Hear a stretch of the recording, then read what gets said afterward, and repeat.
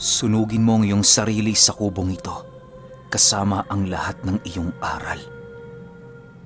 Kasabay ng pag-uwi nito, ay siya namang pagtulak niya sa mambabarang habang patuloy na inuusalan. Maya-maya pa, bigla itong tumayo, kinuha ang lahat ng kanyang gamit at binuhusan ng langis kasama ang kanyang katawan.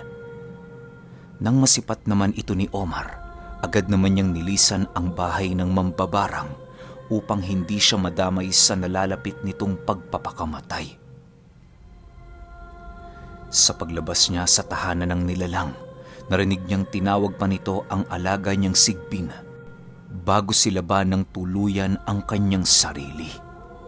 Hindi pa man nakakalayo si Omar, rinig na rinig niya ang pagsisigaw ng mambabarang habang patuloy na nagwawala sa loob ng kanyang nagliliyab na tahanan. Ilang minuto pa ang lumipas, nag-umpisa nang maglakad si Omar patungo sa lagusang kanyang dinaanan. Hindi pa man siya nakakarating sa lugar na yon, bigla na lamang siyang naantala nang makasalubong siya ng isang magsasaka na panay ang ginagawang pagtitig sa kanya. Paulit-ulit nitong ikinukumpas ang kanyang mga daliri na para bang nagbibigay ito ng isang babala. "Bakit, Manong? May problema ba kayo sa akin?" tanong ni Omar paglapit niya rito. Nang marinig naman yon ng magsasaka, bigla naman itong kumaripas ng takbo hila-hila ang kanyang kalabaw. Sa pagkawala ng bakas nito sa paningin ni Omar, naging palaisipan naman para sa kanya kung bakit ito nagawa ng magsasaka. Maya-maya pa, lumitaw sa kanyang tabi ang isa niyang kasanggang itim na engkanto habang nagsasabi ng, "Humanda ka, Omar, sapagkat nasisiguro ko sa iyo, gaganti ang ibang kalahi ng pinaslang mo. Hindi man ngayon, hindi man sa mga susunod na araw, pero walang makakapagsabi." Matapos makapagsalita ng nilalang, bigla naman niyang napansin ang kakaibang armas na tangan-tangan ng itim na engkanto.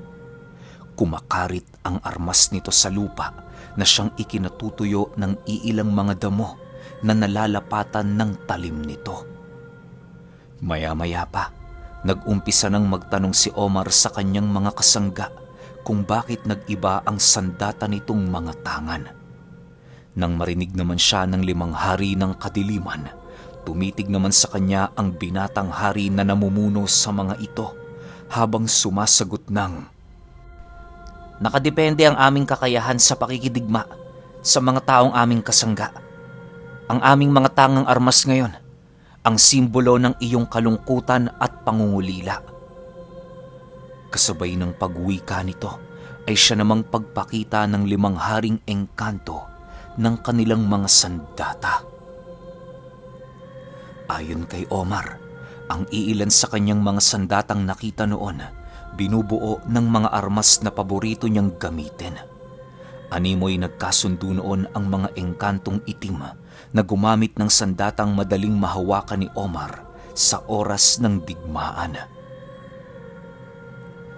Sa pagpapatuloy ng kanyang pagmamasid sa mga ito, doon niya napansing halos ang wangis ng 5 itim na engkanto ay nasa anyo ng mga binata.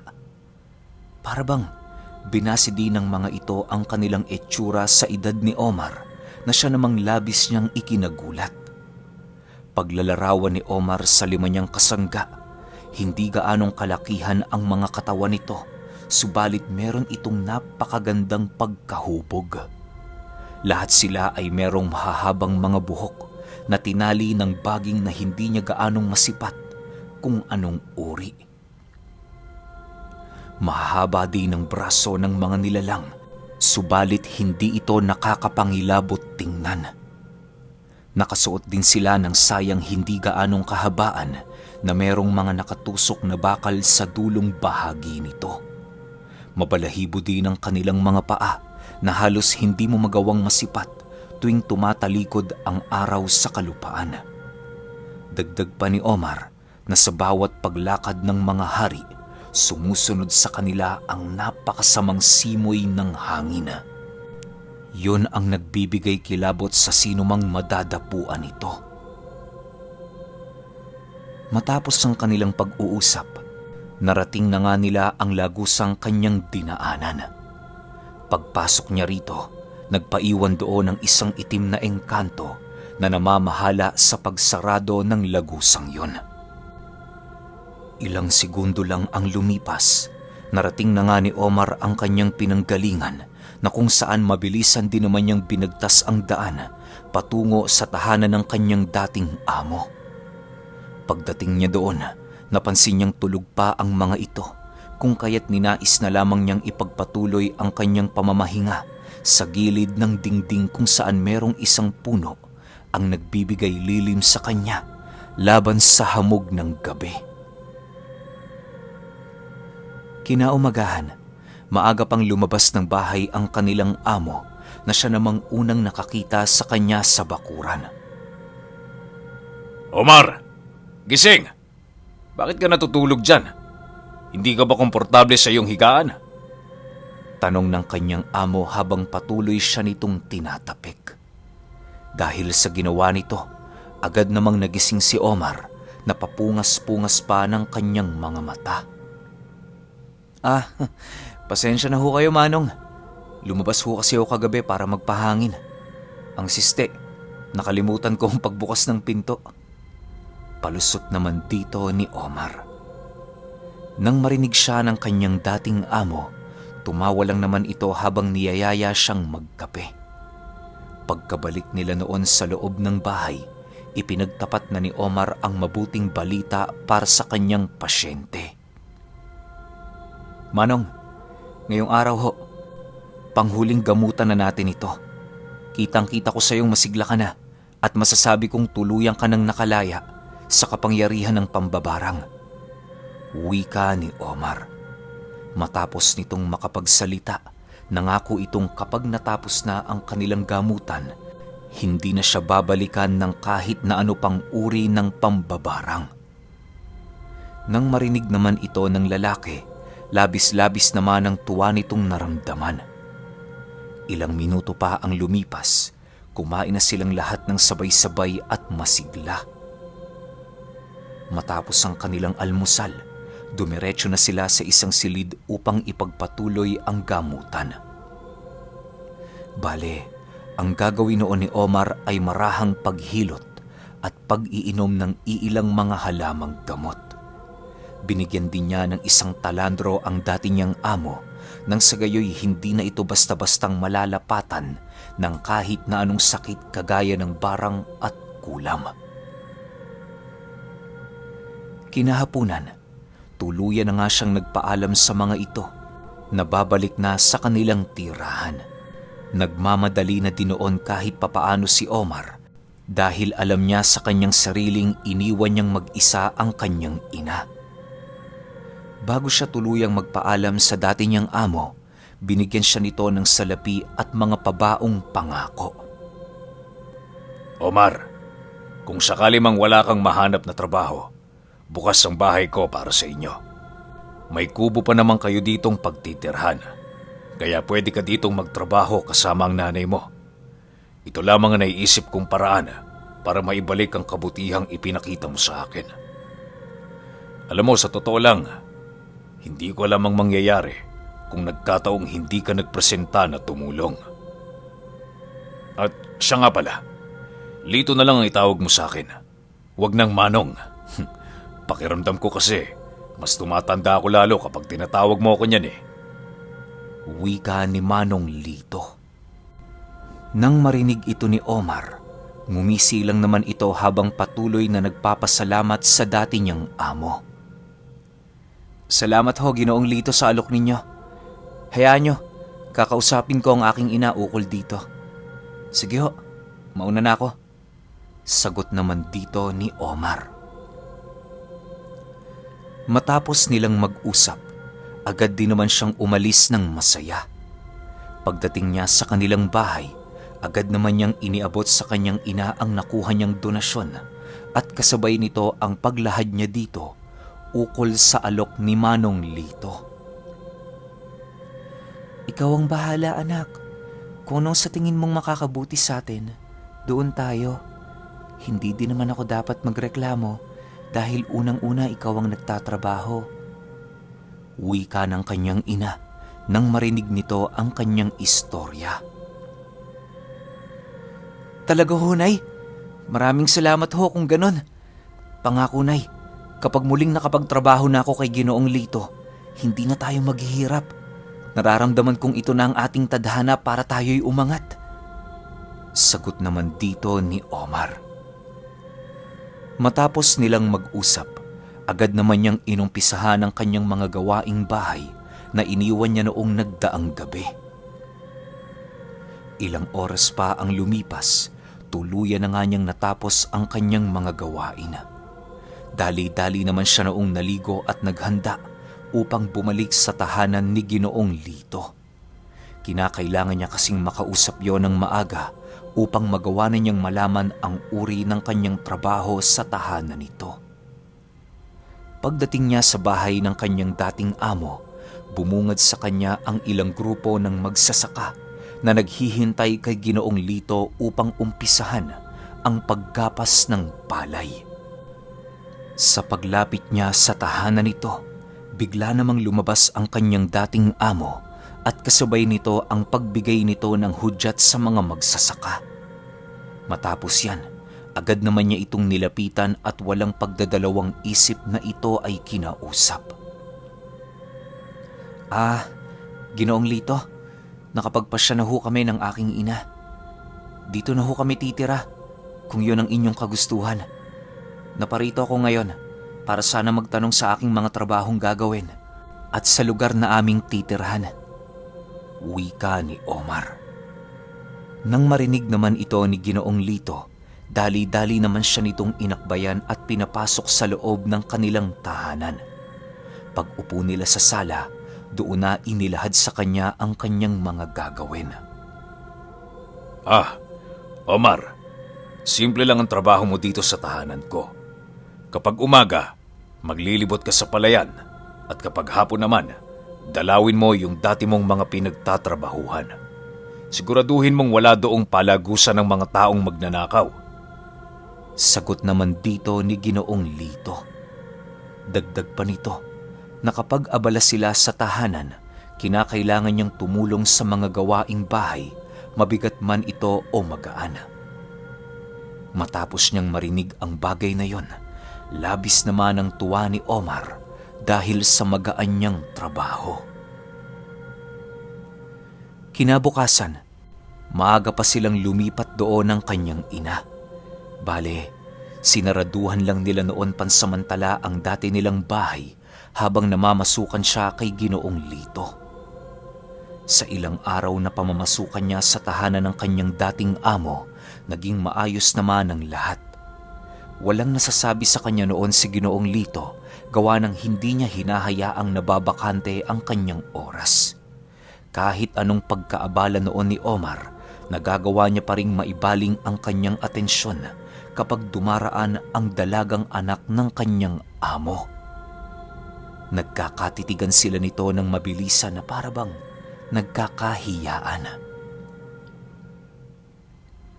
Isang araw, habang abala sa kanyang trabaho si Omar, inutusan siya ni Ginoong Lito na samahan ang anak nito patungo ng merkado.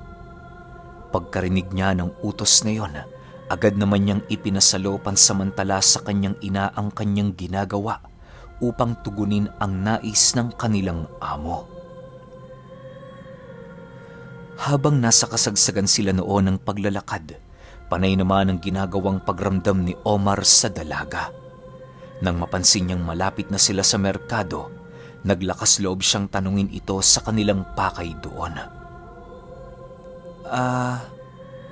Ano ba ang bibilhin ninyo? Tanong dito ni Omar. Nang marinig naman ito ng dalaga, tumingin naman ito sa kanya habang inilalahad ang kanilang pakay sa merkado.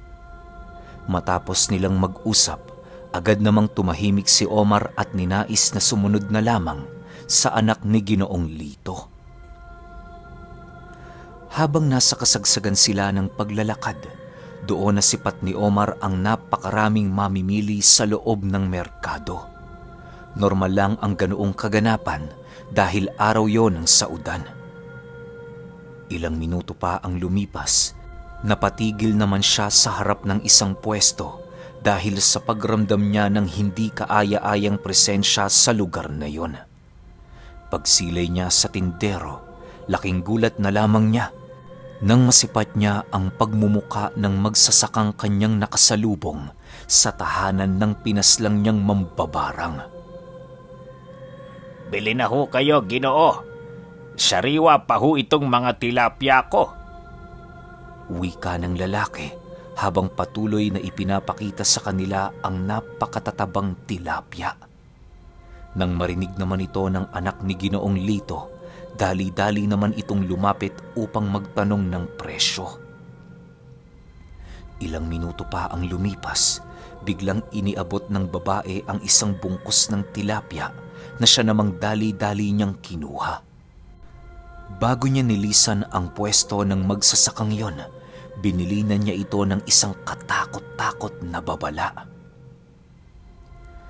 Kapag nalaman kong hindi isda itong binibenta mo, may kalalagyan ka sa akin.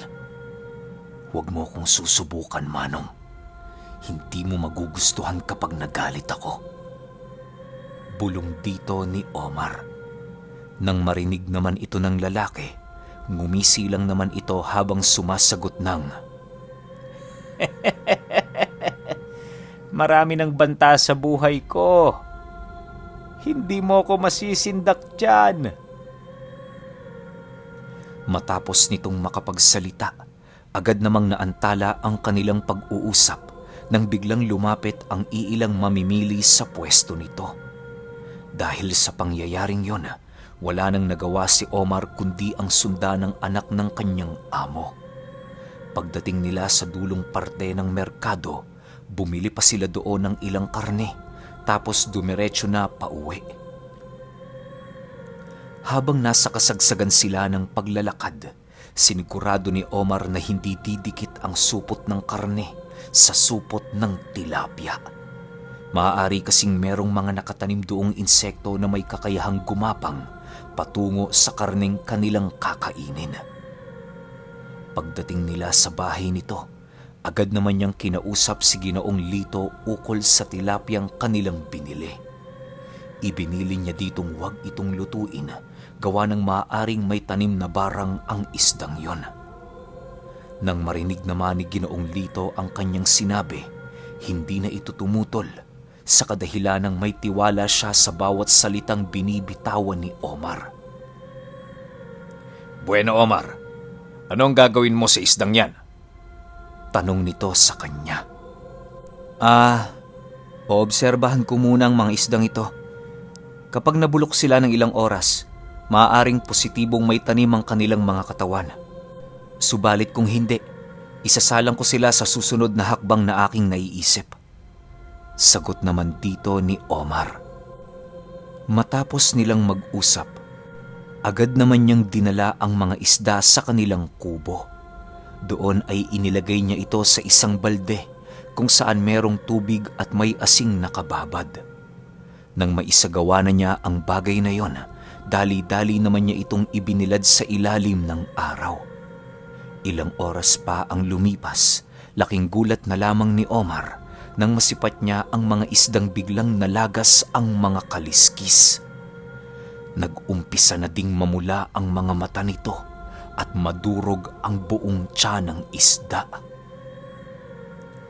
Dahil sa kanyang mga nakita, halos hindi niya maipaliwanag ang kanyang nararamdamang galit dahil sa ginawa ng lalaki.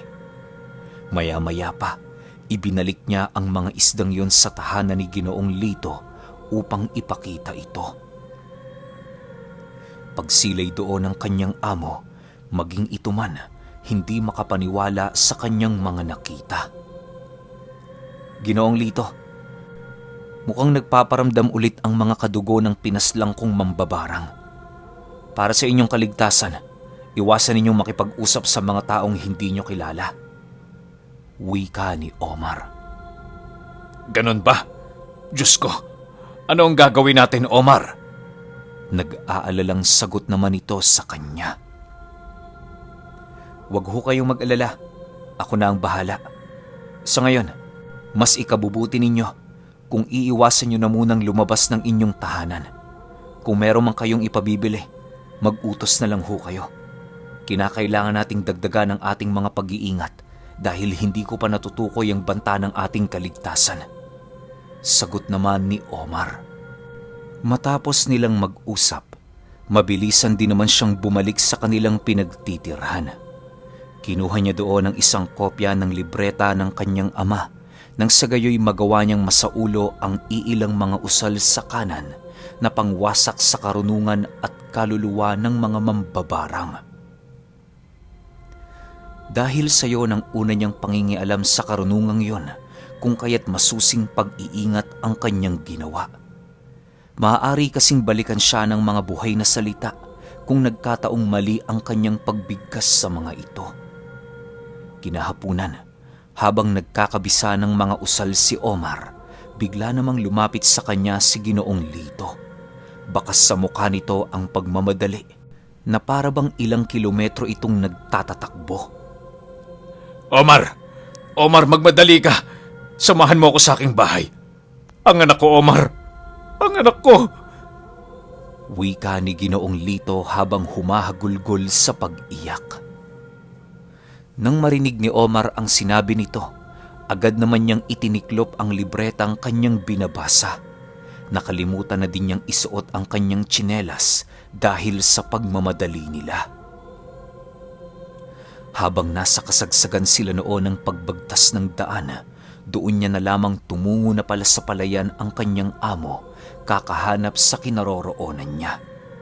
Labis-labis naman ang paghingi niya rito ng tawad, gawa ng naging abala siya sa kanyang ginagawang paghahanda. Nang marating na nila ang tahanan nito, bumungad sa kanya sa sala ang dalagang padilat-dilat ang mga mata habang patuloy na bumubula ang bibig. Sa unang tingin, mapapansin mong maaring may ordinaryong karamdaman lang ang babaeng yon, subalit kapag pinagmasdan mo ito ng malapitan, doon mo makikita na biktima ito ng parang. Nang masipat ni Omar ang kasalukuyang karamdaman ng dalaga, agad naman niya itong pinaupo at walang pagdadalawang isip na tinawag sa katawan nito ang mambabarang na namiminsala. Pagkaihip ng mga buhay na salita ni Omar sa bumbunan ng babae, bigla namang napaatras si Ginoong Lito nang makita niyang nanlilisik ang pagtitig nito sa kanya habang dahan-dahang ngumingisi. Nang makumpirma ni Omar na nakasapi na ang nilalang, agad naman niya itong iniharap sa kanya habang nagsasabi ng, "Binalaan na kita kanina, pero hindi ka pa din nakinig. Ano, gusto mo bang patayin na kita ngayon?" Nang marinig naman yon ng nilalang, tumawa lang naman ito habang nagsasabi ng, Makakaliwa ka rin, higlikas! Paano mo akong papatayin? Gayong magkaparehas ang ating karunungan. Kasabay ng pagwika nito, ay siya namang paulit-ulit nitong pagdura sa kanyang kinaroroonan. Matapos itong gawin ng nilalang, bigla namang napatitig sa kanya si Omar habang inilalabas ang libreta ng kanyang ama. "Ibahin mo ako, demonyo. Hindi lang karunungan sa kaliwa ang kaya kong maipakita sa'yo." Wika ni Omar habang nagbibigkas ng mga buhay na salita. Nang marinig naman ng mambabarang ang kanyang inuusal, bigla naman itong nagsisisigaw na parabang nakakaramdam ito ng labis na sakit. Pag-ihip niya ng tigalpo sa pagmumuka nito, laking gulat na lamang ni Ginoong Lito nang makita niyang biglang tumahimik ang demonyong nasa kalooban ng kanyang anak. Ilang minuto pa ang lumipas, binulungan ni Omar ang mambabarang na yon na kumalma at sagutin ang lahat ng kanyang katanungan. Kasabay ng pagbulong nito ay siya namang mabilisan itong pagtanggal ng tigalpo bilang pangalawang hakbang sa kanyang naisip gawin sa kaluluwa ng mambabarang. Bibigyan kita ng pagkakataon para maipagtanggol mo ang iyong sarili. Tandaan mo, demonyo, nakadepende ang pasya ko sa ugaling ipapakita mo. Huwag ka nang magmatigas dahil hindi ako marunong tumingin ng awa sa mga katulad mong walang ibang hangad kundi ang paghihirap ng mga likas na tao. Wika ni Omar. Matapos itong marinig ng nilalang, tumangulang naman ito habang pahikbi-hikbing umiiyak. Nang mapagtanto na niyang aamin na ito sa kanya, nagpakuha siya ng isang upuan upang makausap yon ng harapan. Ang una niya noong ginawa ay ang pagpapaalis ng mga idinapo nitong sakit sa anak ni Ginoong Lito. Habang nagpapagpag ang nilalang na yon, tinanong niya ito kung bakit niya naisipang barangin ang dalagang namili lamang sa kanyang pwesto ng tilapia. Ikaw kasi, masyado kang makulit. Nagtitinda lang ako doon. Wala nang iba. Alam mo naman kaming mga mambabarang, di ba? Masyadong mainitin ang aming mga ulo. Sagot ng nilalang. Hindi ako makulit, demonyo. Karapatan kong ikaw ay tanungin sapagkat alam ko ang pagkatao mo. Sa akin ka pala nagalit. Bakit sa kanya mo ibinaling ang sakit? Hindi mo ba ako kayang barangin ng harapan? O kahit nakatalikod ako? Napakahina mo naman. Sagot naman dito ni Omar. Sa pagpapatuloy ng kanilang pag-uusap, bigla naman siyang natigilan sa kanyang kinauupuan nang marinig niyang tukuyin ng nilalang ang eksaktong kinaroroonan ng kanyang ama at tiyuhin. Okay, ayan na. Medyo nagkakaroon na tayo ng clue kung nasaan yung dalawa. Para hindi tayo mabitin pare-parehas. 15-16 kaagad tayo. Yun lang. Salamat.